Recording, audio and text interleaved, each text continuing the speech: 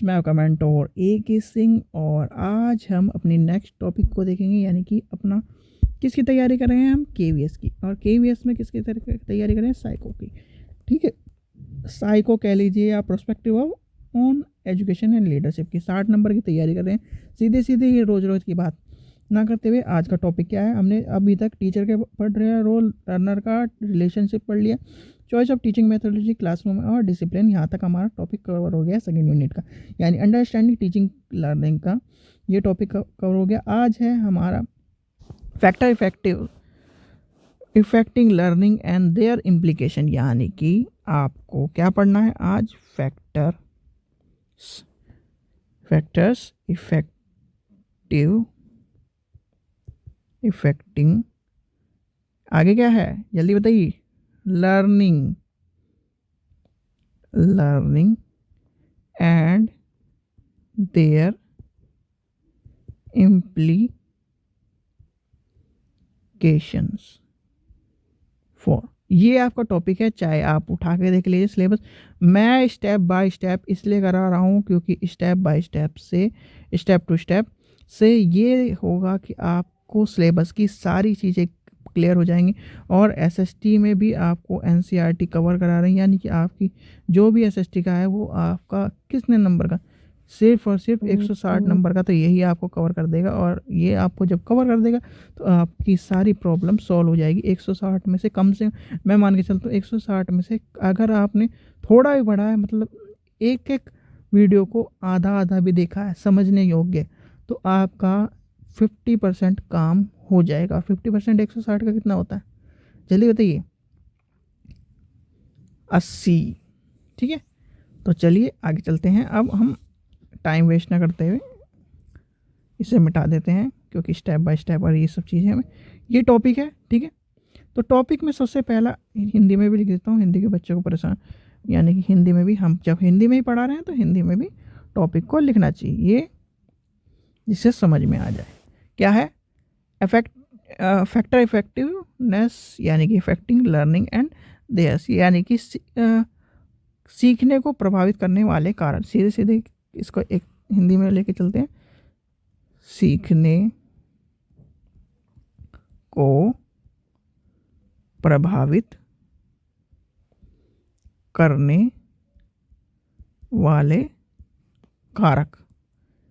सीधे सीधे ये है आपका टॉपिक आज का, और उसको इम्प्लीकेशन एक तरह से ये समझ लीजिए। भाई सबसे पहले आती है बात अधिगम, जब आपने कर लिया, यानी कि आप गए किसके लिए, शिक्षा प्राप्त करने के लिए, ज्ञान प्राप्त करने के लिए, शिक्षा या ज्ञान प्राप्त करने के लिए आप कहाँ गए, अपने स्कूल में, सभी जगह। तो आपके सीखने के लिए सबसे पहला क्या कारण होता है भाई, आपका शरीर, जिस शरीर में आपका दिमाग है उसका मजबूत होना, यानी कि आपका शारीरिक रूप से भी अच्छे होने चाहिए, यानी कि दोष मुक्त होने चाहिए। यानी कि अगर आप कोई कारण लेके चले तो शिक्षार्थी में सबसे पहला कारण हम पहले दूसरे नज़रिए से देखेंगे, यानी कि इफ़ेक्टिवनेस के नज़रिए से देखेंगे कि हमें क्या क्या चीज़ें ज़रूरत है। तो सबसे पहला कारण आता है आपका क्या, शारीरिक कारण, यानी कि किसके कारण है, अभी आप दोबारा समझ लीजिए, ये है अधिगम को, यानी कि लर्निंग को इफेक्टिव, यानी कि प्रभावित करने वाले कारण, यानी कि अधिगम को प्रभावित करने वाले कारक। ठीक है, तो सबसे पहला आएगा आपका शारीरिक कारण, यानी कि शारीरिक, दोनों तरीके से मैं आपको समझाऊंगा, टेंशन मत लीजिए, शारीरिक मानसिक इस तरह से भी लेके चलूँगा और जो कार्य है उस तरह से भी लेके। सबसे पहला आता है शारीरिक कार्य, यानी कि शारीरिक कारक। शारीरिक कारक में क्या आएगा, आपने देखा होगा ज्ञान प्राप्ति करने के लिए हमें चाहिए एक स्वस्थ तन में स्वस्थ, यानी कि एक स्वस्थ शरीर में स्वस्थ मस्तिष्क का निर्माण होता है, ये आपने सुना होगा।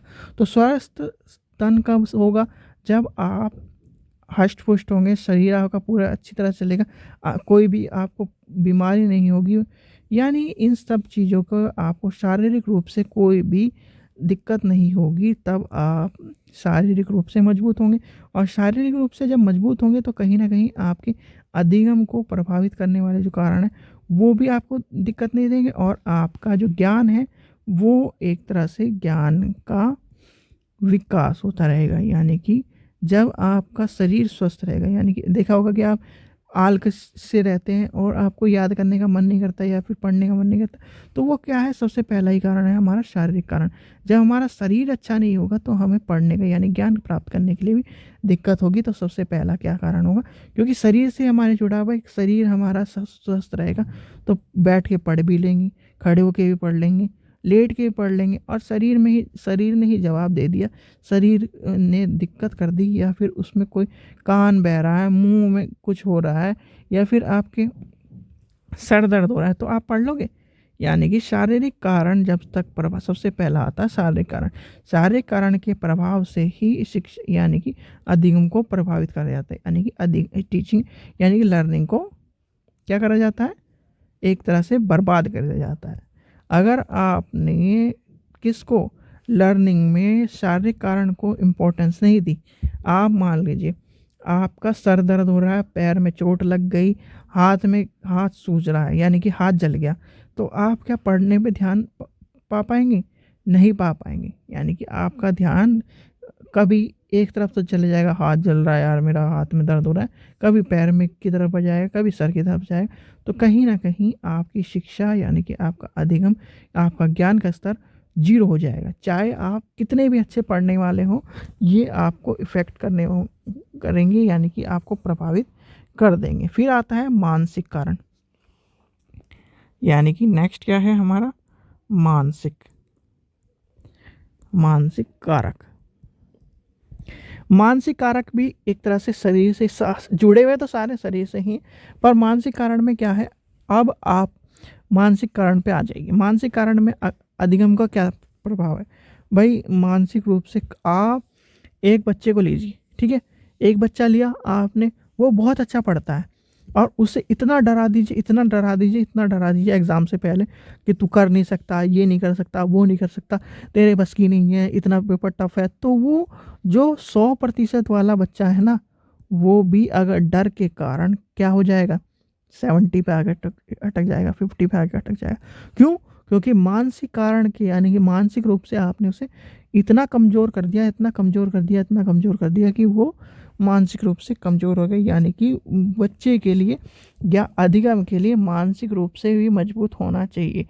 कोई भी अगर आप स्टूडेंट हैं, चाहे आज आप 30 साल के हों, 35 साल के हों, चाहे कितने भी साल के हों, नो मैटर किसी भी एज के, अगर आपने स्टूडेंट लाइफ में यानी कि स्टूडेंट लाइफ में आपको ज्ञान प्राप्त करना है, तो क्या करिए, एक कान से सुनिए और दूसरे से इन लोगों की बातें निकाल दीजिए। कोई भी ये कि तेरे बस की नहीं है, तेरे बस की नहीं है, सीधे कह दिए तेरे बस की है, तू करके दिखा दे।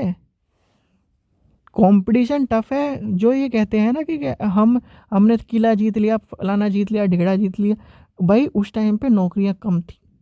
सीधी सीधी बात उनके मुंह पे कह दो कि जब तुमने पास किया था ना एग्ज़ाम, तो इस टाइम पे आज से 50 साल पहले, आज से 30 साल पहले बेरोजगारी थी, पर नौकरियां ज़्यादा थी और पढ़े लिखे लोग कम थे। आज के टाइम पे नौकरियां 1000, प्राप्त करने वाले हैं करोड़ों, सीधे लाखों मान लीजिए, लाखों, करोड़ों तो ज़्यादा हो जाएगा, लाखों। और उस टाइम पे क्या था, 1000 व्यक्ति थे पढ़े लिखे, नौकरी थी 2000 5000। तो ये जो रेशियो था, जो ये कहते हैं कि हमने भी करी है नौकरी, तो हमने भी करी है नौकरी, उन्हें आज का पेपर जिस भी फील्ड में हो, चाहे वो आईएएस ही क्यों ना हो, मान लीजिए 94 का आईएएस है, 1994 का आईएएस है, ठीक है, आज उसे वो पेपर उठा के दे दीजिए जो पिछले साल का है, वो उसे पास नहीं कर पाएगा। क्यों नहीं पास कर पाएगा? ये सब कहने की बातें हैं। चाहे कुछ भी हो, आपका जो मानसिक स्तर है यानी कि मानसिक कारण है, जो ये डल करते हैं ना लोग बाग, उनसे बच के रहिए। यानी कि इनसे कोई कहता है हमने तो केवीएस पास कर लिया, भाई केवीएस पास कर लिया, मेरा भी केवीएस पास था, पर मेरे जो कारण थे वो भी कुछ और थे, यानी कि मेरा नहीं जा पाया। तो ये सब चीज़ें कहीं ना कहीं इन सब चीज़ों से बच के रहिए। अगर आप स्टूडेंट हो तो अपने ध्यान के लिए कान दोनों बंद कर लीजिए, और अगर इन सब चीज़ों की बात आई, यानी कि इस तरह के लोगों से बात करनी हो, तो कान को खुले रखिए, एक कान से सुनिए, दूसरे कान से निकाल दिए और भाड़ में जाने दीजिए इन्हें। ठीक है, चलिए अब हम टॉपिक पे आते हैं। सबसे पहला है आवश्यकता। भाई मानसिक कारण आवश्यक क्यों है? सबसे पहले, आप भी किसी भी चीज़ को प्राप्त करना चाहते हैं, अगर आप मानसिक रूप से स्वस्थ होंगे, यानी कि शारीरिक रूप से स्वस्थ हैं। मानसिक रूप से स्वस्थ कैसा होता है बच्चा? कि कोई भी चीज़ आपको दे दी जाए, यानी कि आपको दे दिया एक प्रोजेक्ट बनाने के लिए, आप पहले ही उस चीज़ को नकारे ना, वो बच्चा होगा मानसिक रूप से कि मेरे बस की नहीं है। मानसिक रूप से स्वस्थ वो होता है जो किसी भी कार्य को, चाहे उसके परिणाम बाद में कुछ भी हो, उसको सोचे समझे ले लेता है, और उसके बाद उसको एक स्मार्ट स्ट्रेटजी से सॉल्व भी करता है। उसे कहते हैं मानसिक रूप से स्वस्थ, यानी कि अच्छा व्यक्ति। अभिप्रेरणा, यानी कि अभिप्रेरणा होगा भाई आवश्यक है।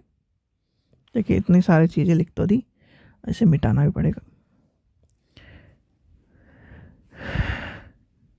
ठीक है, पहला है आवश्यकता, यानी कि आवश्यक है, आवश्यकता है किसकी? फिर आता है अभिप्रेरणा। अभिप्रेरणा में आपको ये पता होना चाहिए कि जो कुछ अभिप्रेरणाओं सबसे प्रमुख माना है किसने? मनोवैज्ञानिक। अधिगम को प्रभावित करने या अधिगम को प्रेरणा देने वाले में क्या है? एक तरह से डाइवर्ट, यानी कि डाइवर्ट करना, ड्राइव देना। भाई भूख लग रही है, प्यास लग रही है आपको, जब आपको ज्ञान की प्राप्ति की भूख होगी, यानी ज्ञान की प्राप्ति की भूख होगी, तभी आप क्या कर पाएंगे? ज्ञान को प्राप्त कर। आपको चाहिए केवीएस की नौकरी, ठीक है, या सीटेट क्वालिफाई करना है, मान लीजिए हम सीटेट क्वालिफाई, या फिर कुछ भी करना है, आपको उसकी भूख है, उसकी भूख है, तो आप उस पर टूट पड़ोगे। भाई खाने, अगर आप 4 दिन भूखे हो और आपके सामने कहीं खाना रख दिया जाए या खाना, तो आप ये नहीं पूछोगे खाना है नहीं खाना है, फिर टूट पड़ोगे। तो ऐसे ही अगर आपकी जब तक ये यानी कि आपको अभिप्रेरणा नहीं होगी, तब तक आप उस पर टूटोगे नहीं। यानी कि आपको भाई ज़रूरत नहीं है, मन तो ये करेगा चल ज़रूरत नहीं है देख लेंगे, एग्ज़ाम है दे आएंगे, कहीं ना कहीं तैयारी तो कर, चल तैयारी तो कर ही रहे। और तैयारी इस तरह करते हैं वो बच्चे जैसे नॉर्मल ही तैयारी करते हैं। यानी कि अगर अब आपको मान लीजिए मूवी देखनी है या मोबाइल चाहिए, मोबाइल में कुछ देखना है, तो कहीं ना कहीं इससे अब मान लीजिए आप ये वीडियो देख रहे हैं, चलिए इसका एग्जांपल लेंगे, बहुत अच्छा एग्जांपल मिला है। अब आप ये वीडियो देख रहे हैं, वीडियो देखते देखते आपका नीचे कोई स्क्रॉल करते करते आपको दिख गई क्या? कोई अच्छी सी मूवी साउथ की, या कोई फनी वीडियो दिख गई, आपने इस वीडियो को स्किप करके उस पर डाइवर्ट हो गए, तो ये होगा मानसिक स्तर, यानी कि मानसिक कारण में आपका प्रभाव हो गया। और मानसिक कारण में प्रभाव हो गया तो जो अभिप्रवृत्ति है आपकी कहीं ना कहीं डाइवर्ट हो गई, और वो आपको ज्ञान को, यानी कि अधिगम को प्रभावित करने वाले कारण में बन गई। फिर आता है बुद्धि, अभिप्रेरणा, अधिगम की रुचि, ये सारे आते हैं। संकल्पनाएं, मानसिक स्वास्थ्य, ये सारे आपको विद्यालय को समृद्ध के, सामाजिक है, ये सारे इम्पोर्टेंट हैं इसमें। फिर आता है नेक्स्ट जो इम्पोर्टेंट्स हैं, जो हम चीज़ें पढ़ रहे हैं उसमें क्या है? प्रभावित करने वाले शिक्षार्थी के संबंधित कार्य, यानी कि आप ये तो दोनों आपको नॉर्मली तरीके से बताएं जो प्रभावित करते हैं। वैसे तो सामाजिक भी करता है, आर्थिक भी करता है, ये सारे इम्पोर्टेंट है। अगर आपको एक शब्द में समझाया जाए तो सामाजिक, सामाजिक कारक, आर्थिक कारक, ठीक है। सामाजिक में समाज से जो जितने भी समाज की जो अभी मैंने बताई सारी बातें, कि आपको परेशान करते रहते हैं, घर वाले कहते हैं, या घर वाले हैं, आस पड़ोस कहते हैं, या रिश्तेदार कहते हैं कि क्या अभी इतने बड़े हो गए अभी तक तुम्हारी नौकरी नहीं लगी, तुम्हारी नौकरी नहीं लगी, भाई तू लगवा दे, हमें ये नौकरी चाहिए लगवा दे, सीधे कह दो, कोई बकवास नहीं। भाई तेरी नौकरी नहीं लगी, हमारा लड़का आईएएस बन गया, हमारा लड़का फलाना बन गया, जो भी कहे सीधे कि क्या नाम हमारा लड़का ये बन गया, हमारा लड़का वो बन गया, ठीक है भाई बन गया तो बन गया, हमारे यहाँ चाय पी और निकल, सीधे मुंह पे कहो सीधे। क्यों? आपके घर पे आके आपकी बेइज्जती कर रहा है, ठीक है। और बेइज्जती भाई इंपॉर्टेंट है बेइज्जती कराना, क्यों इम्पोर्टेंट? तभी आपको क्या नाम एक तरह से किक मिलेगी, जिसे किक कहते हैं, और आप भी उससे अच्छा बनने की कोशिश करें। फिर आर्थिक कारण में क्या है? अधिगम को आर्थिक कारण, भाई बहुत से बच्चों के पास किताबें नहीं होती, बहुत से बच्चों के पास संसाधन नहीं होते, ये भी आर्थिक कारण में आ जाएंगे। तो ये सब चीज़ें इम्पोर्टेंट हैं कहीं ना कहीं किसको प्रभावित करने की, यानी कि अधिगम को सीखने में प्रभावित करने वाले एक तरह से काम के लिए। फिर आता है जो नॉर्मल कारक है, उसमें आपको मैं एक एक लिख के बता देता हूँ। देखिए, सीखने को प्रभावित करने वाले कारक, ठीक है। तो इसमें कौन कौन सा है? शिक्षार्थी के संबंधित कारक, यानी शिक्षार्थी हैं, व्यक्तिगत भेदता है, अभिरुचि है, बुद्धि कारण है, यानी कि जो हमने ऊपर पढ़े। फिर आता है शिक्षक से संबंधित कारक, यानी कि सबसे पहला लिख के भी देते हैं स्टूडेंट, इंग्लिश में स्टूडेंट से संबंधित कारक, ठीक है। सबसे पहला है स्टूडेंट से संबंधित कारक। भाई स्टूडेंट से संबंधित कारक हो गए। फिर आ गए टीचर से संबंधित कारक, टीचर से संबंधित कारक, ये दो हो गए आपके। फिर आता है पाठ्य पुस्तक से संबंधित कारक, यानी कि देखिए टीचर क्या होगा? टीचर आपको अधिगम में, भाई अधिगम को प्रभावित करने वाले कारण में शिक्षक को प्रभावित, यानी कि विषय का ज्ञान होना चाहिए, शिक्षक को व्यवहार अच्छा होना चाहिए, मनोवैज्ञानिक कारक होने चाहिए, सतत अभ्यास होना चाहिए, दर्शन सामग्री का उपलब्ध। आपने देखा होगा टीचर बहुत से कंजूसी करते हैं, आते हैं क्या नाम किताब उठाते हैं और पढ़ के चले जाते हैं। कोई मतलब नहीं टीचर का कि क्या कि बच्चे ने पढ़ा नहीं पढ़ा, भाड़ में जाओ, ये कह के चले जाते हैं, ठीक है। अब टीचर ने ये कह दिया, बच्चे को कुछ समझ में नहीं आया, तो और बच्चा चाहता है क्या? बहुत से क्लास में बच्चे ऐसे हैं कि क्या ना उन्हें ब्लैक बोर्ड पे नहीं दिख रहा, बहुत से बच्चे इस तरह के हैं कि उन्हें चीज़ें समझ में नहीं आ रही, तो वो अगर पूछते हैं तो उन्हें पीटा जाता है। तो कहीं ना कहीं जब टीचिंग यानी कि अधिगम यानी सीखने को प्रभावित करने वाले कारक में ये भी इम्पोर्टेंट है, सबसे ज़्यादा इम्पोर्टेंट। फिर आता है स्टूडेंट का आगे बढ़ के नहीं पूछते।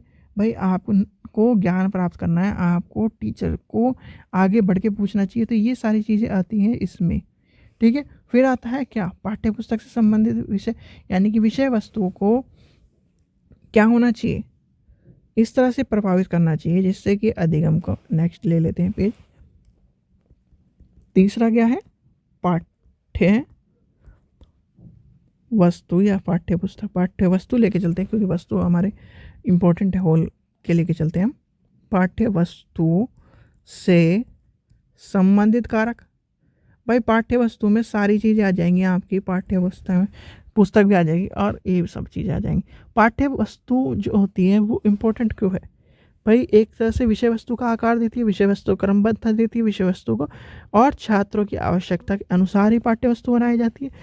क्यों बनाए जाते हैं? भाई पाठ्य वस्तु का आपने बीएड में भी निर्माण समझा होगा पाठ्य वस्तु का, या और टीचिंग में एक चीज़ होगी पाठ्य पुस्तक, दोनों का निर्माण करना आपको पता होगा। तो ये चीज़ें आपको अधिगम में प्रभावित करती है। पाठ्य वस्तु एज के अकॉर्डिंग बनाई जाती है, भेदभाव मुक्त बनाई जाती है जिससे भेदभाव ना हो, और भेदभाव में भी किसका?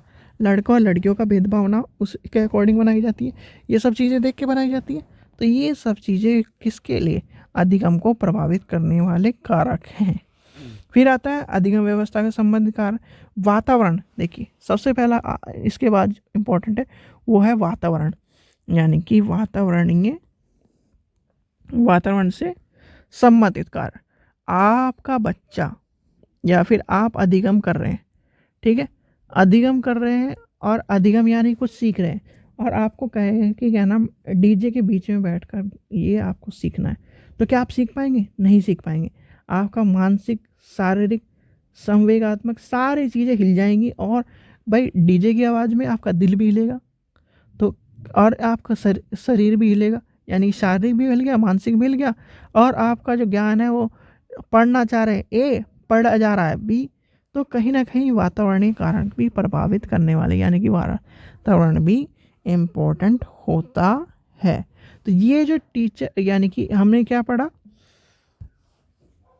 हमारा जो टॉपिक था इफेक्टिव, यानी कि फैक्टर इफेक्टिव लर्निंग के। और इम्प्लीकेशन यानी इम्प्लीकेशन, इसे लागू किस तरह से करा जाए। भाई लागू किस तरह से करें, अपने शारीरिक मानसिक शारीरिक वातावरण को प्रभावित करने वाले जो यानी कि वातावरण, एक शुद्ध वातावरण होना चाहिए, पाठ्य वस्तु अच्छी होनी चाहिए, और क्या है हमारा टीचर को क्या नाम सारी चीज़ों को उपलब्ध करा के, यानी कि टीचर को एक इफेक्टिव टीचिंग बनानी चाहिए, यानी कि दर्शन सामग्री उपलब्ध कराना चाहिए। जो आँख से कमज़ोर है बच्चा उसे आगे बैठा के पढ़ाना चाहिए, जो कमज़ोर है बच्चा उसकी मदद करनी चाहिए, प्रश्नों को ज़्यादा से ज़्यादा पूछने के लिए यानी कि एक तरह से प्रोत्साहन करना चाहिए। ये सारी चीज़ें एक तरह से इम्प्लीकेशन में आ जाएंगी। और स्टूडेंट के फिर स्टूडेंट को क्या करना चाहिए, ज़्यादा से ज़्यादा बढ़ के क्रियोसिटी रखनी चाहिए, रुचि रखनी चाहिए बच्चों को, और टीचर को कहना चाहिए सर मुझे ये समझ में नहीं आ रहा, आप मुझे समझा दिए, अलग से समझने के लिए कहना चाहिए। तो ये सारी चीज़ें आ जाएगी इसके किसके कारण में, सीखने को प्रभावित करने वाले कारण में। ठीक है बच्चों, तो ये जो टॉपिक था आपका आज का, नेक्स्ट टॉपिक भी कवर हो गया। अब आपका किसका, designing of classroom instruction. Classroom instruction का जो टॉपिक है अब वो पढ़ना है। तो कल आपका कौन सा टॉपिक है, आपका नेक्स्ट जो टॉपिक क्या है, क्लासरूम इंस्ट्रक्शन।